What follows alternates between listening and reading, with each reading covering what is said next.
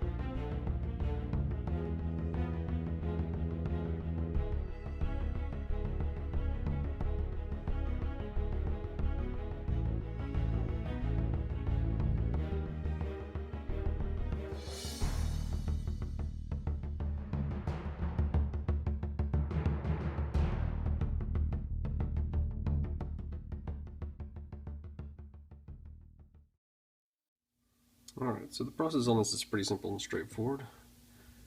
Like I said earlier, we start off with our crimson. I'll shake it up first.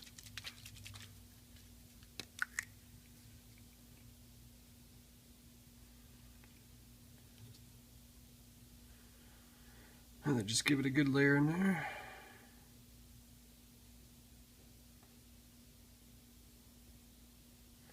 You might see a little bit of the white speckling.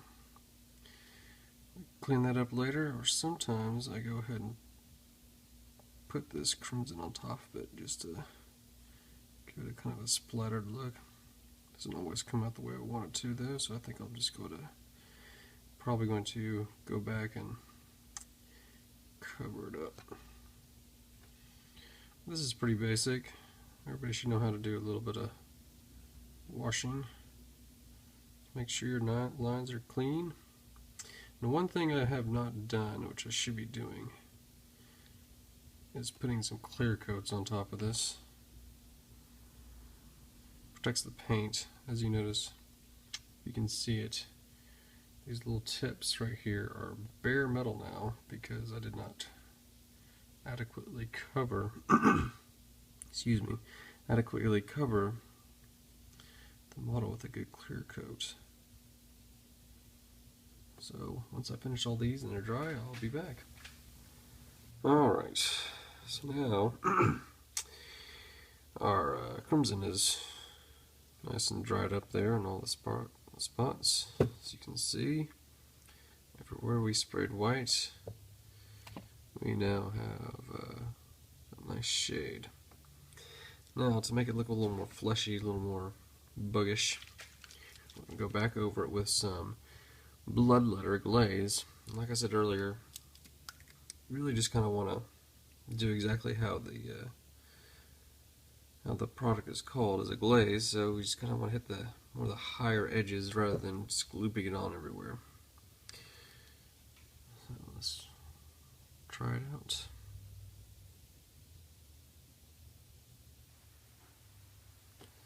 You do get too much on there, like a wash. That's not too big of a deal. Ideally, you just kind of want to get it to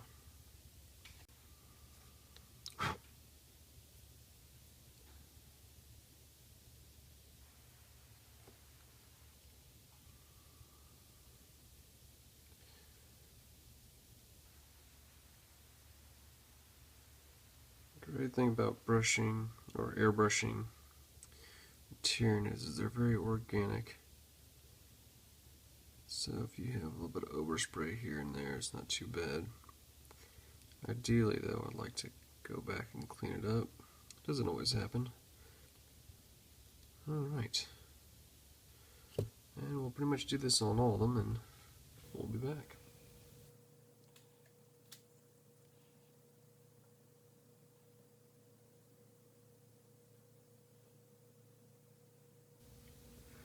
Alright, so now we're back.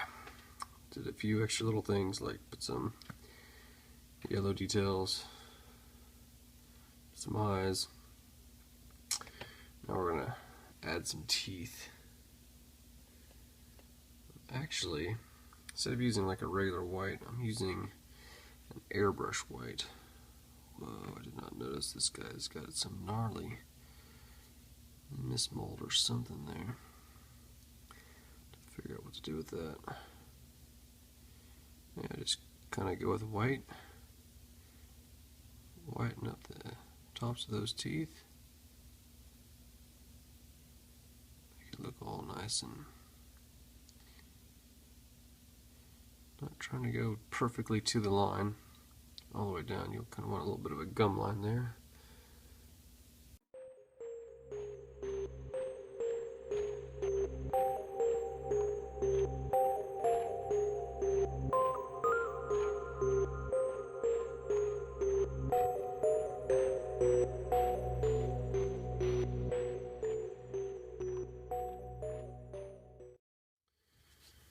This guy's gun eyes I messed up a little bit on and didn't quite want that much in there, but I will fix it up with a shade of some sort.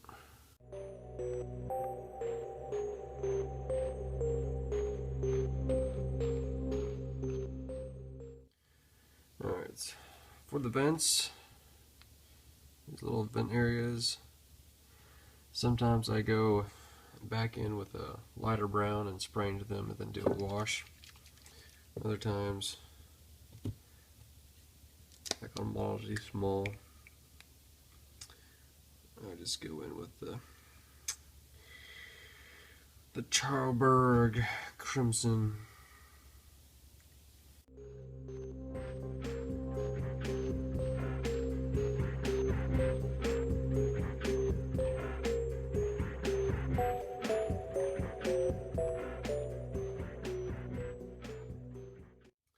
End result looks pretty good too. And since we don't do the blood letter over that, it gives it a different contrast than what we did on the mouth and other pieces. Alright, so here we are pretty much at the end. Usually on a lot of my Tyranid models, at least the little dudes, I end up putting this kind of a yellow spray on their back instead of a striation, but that's usually on my little ones. My bigger ones I try to do the actual kind of, what do you call it, chitin striations or whatever you want to call them. And they're actually pretty easy. I've been using let's see, the Helgun or Gunship Green of Vallejo Model Air. Makes good combination with the olive green that I've been using. You can also mix in some little lighter colors to give it a little bit of differentiation. Sorry. But on such small models, I only like to do a lot of striations on multicolor striations on more the bigger monstrous creatures. So I think on this one I'll just keep it to just the Gunship Green. So let's see. Striations are actually not too hard. It's just kind of a flicking motion. If you get a little too much, that's fine. You can clean it up later. You kind of want to try to get it about as random as you possibly can. I've noticed that myself, I tend to get into a rhythm and it becomes almost too regular. It's not quite the look that you want, especially on this chitin.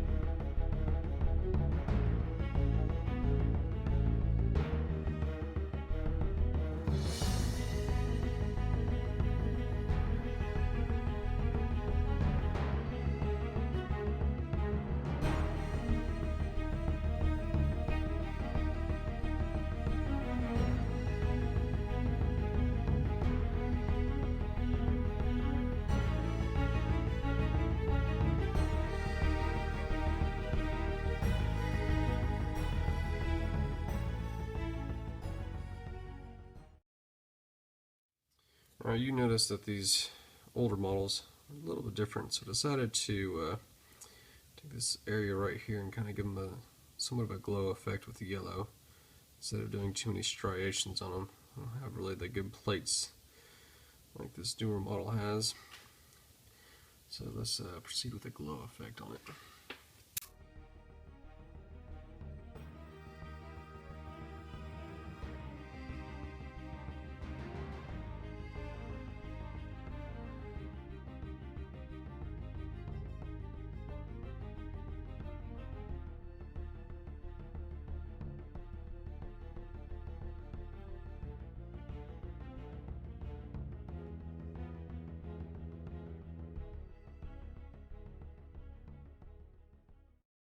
Notice I try to concentrate more into the center where I want the source to be and let the overspray make the effect of the glow. It's very subtle. You could expand a little bit more on it. That's kind of all I want to do on this model.